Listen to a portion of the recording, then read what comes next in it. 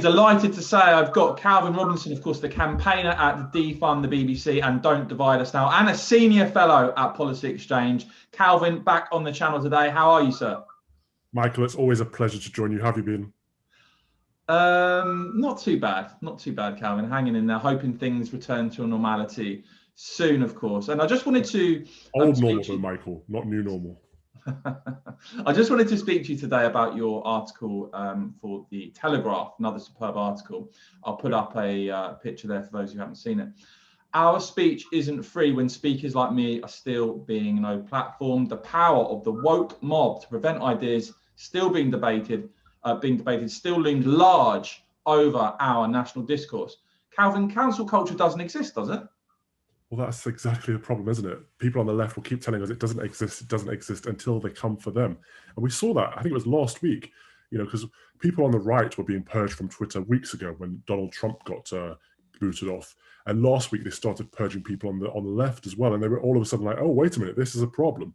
But it only becomes a problem when it happens to them. They never look out for people with opposing viewpoints. That is an issue, because on the right, we want to protect everyone's freedom of speech, even those we disagree with.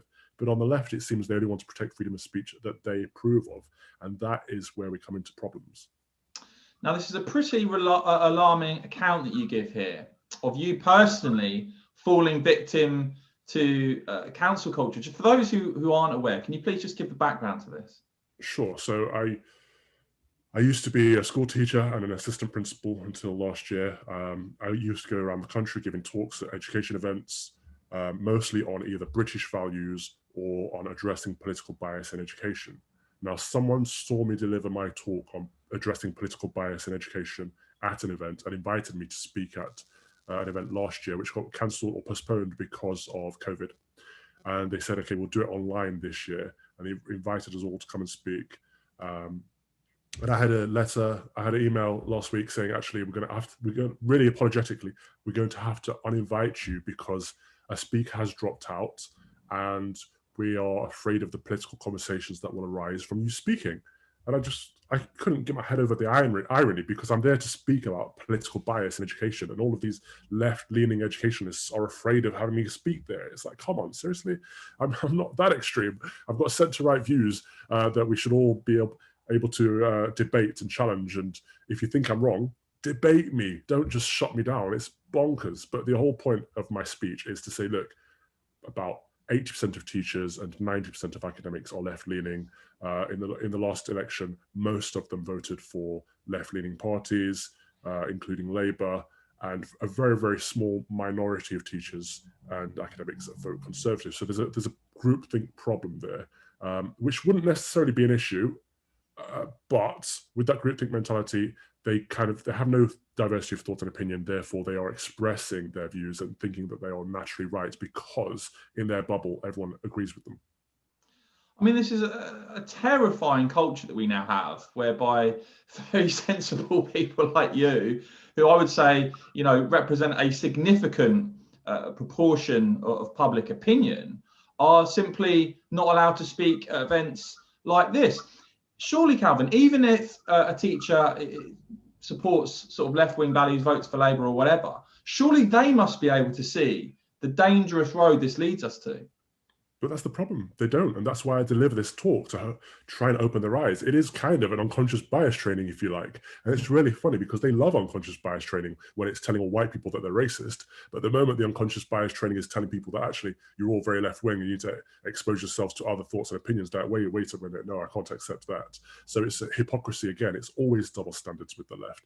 But the problem is, like I say, with the groupthink mentality, in that they're exposing these views to their pupils and they're talking about these issues as if they are facts when they are just their opinions. And they don't see a problem with that. And I don't think they actually think that they're indoctrinating young people when they say Brexit is bad, Trump is evil, Boris is a buffoon, the Conservatives don't care about people, they want to sell the NHS, all of this nonsense that we know is just a left-leaning opinion, not the truth. It's someone's truth, but it's not the truth.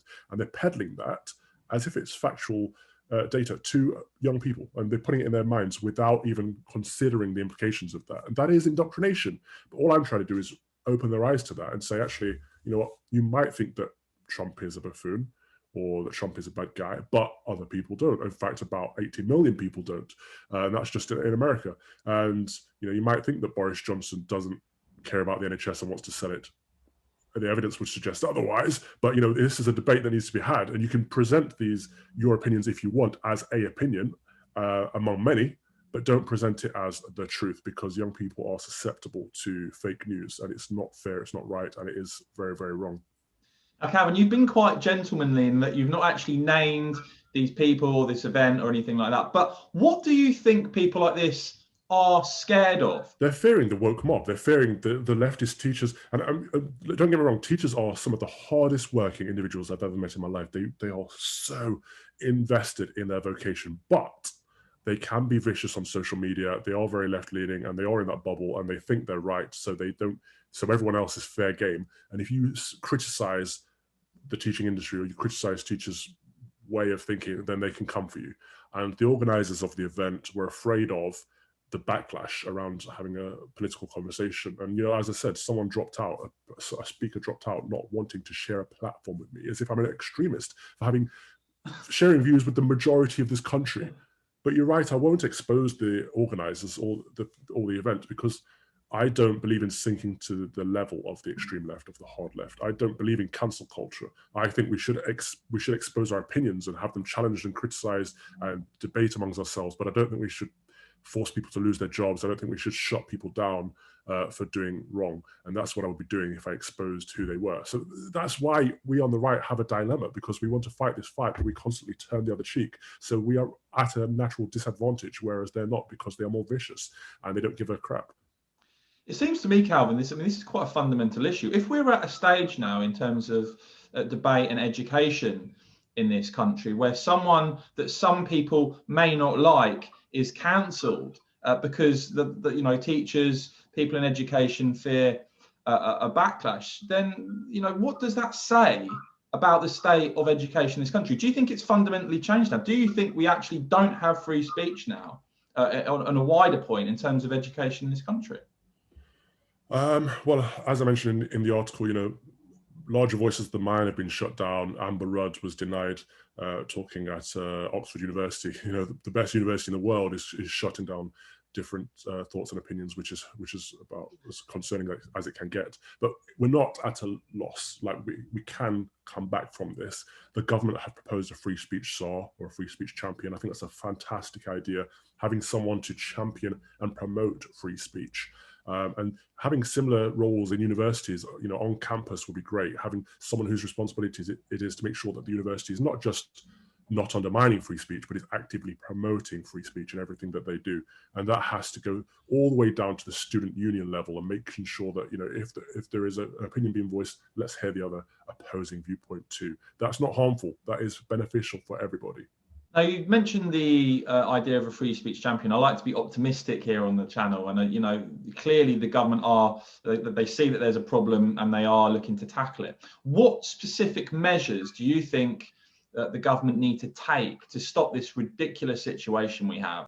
There has to be some kind of recourse. There has to be a way for students to sue their universities, either get money back from their courses if they're being politicized, or to sue the students' unions or the organization that organizes an event that is political or one-way leaning.